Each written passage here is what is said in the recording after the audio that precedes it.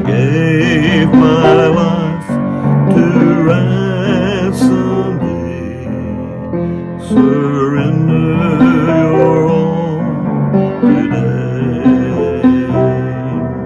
He drew me closer to his side. I sought his will to know,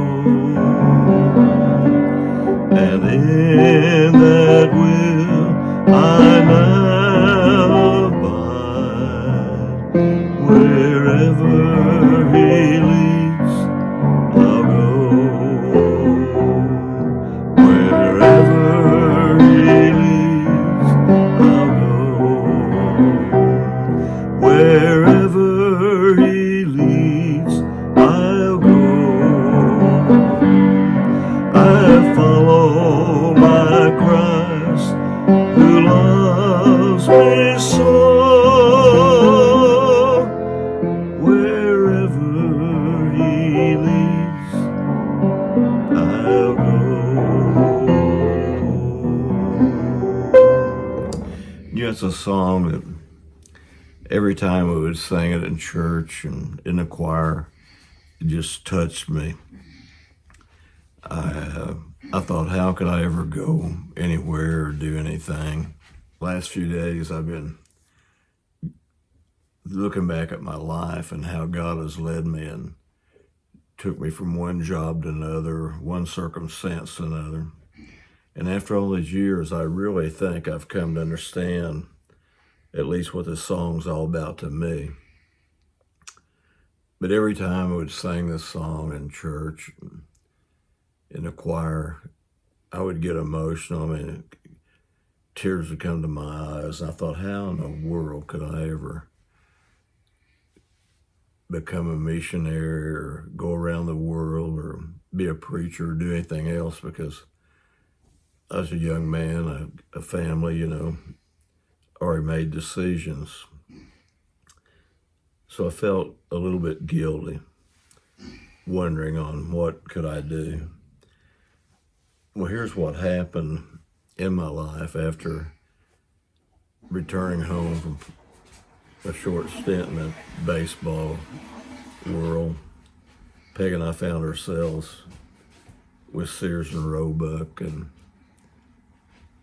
I got my letter to report to Kansas City for the draft. So we returned home and started going to our home church. And it was a week before I was supposed to return to report to Kansas City for the draft that I got the notice that they had reclassified me. And thank God I never had to go to the Army. The war ended a year or two after that. But the bad part was we had quit our jobs, moved back to be with Peg's folks where she could be with her to have their first child. We had bills and no job. Well, God delivered us from that. Now, I've put stories out before on that. I'm not going to, you can see that story if you want to go to my website, seethebetterway.com. It's there. It's pretty amazing.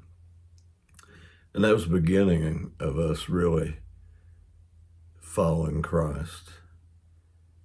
And that's all he asked of anyone. He didn't ask us to go overseas necessarily or to be a preacher. We asked him into our heart that we might go to heaven.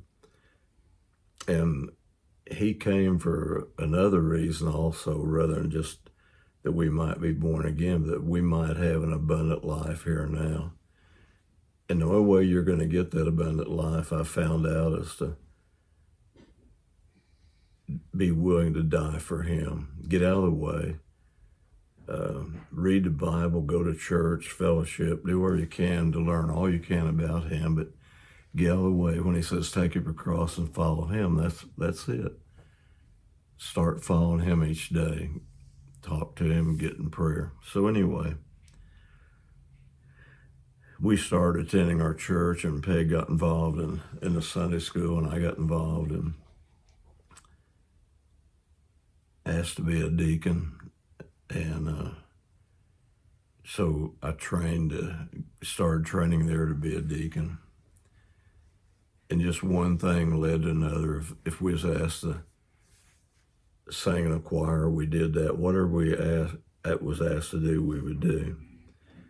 And this is really what I believe this song's all about. It's not, don't worry about going overseas or being a preacher, do whatever. Just surrender your all to Christ, give him your all, and go where he leads you.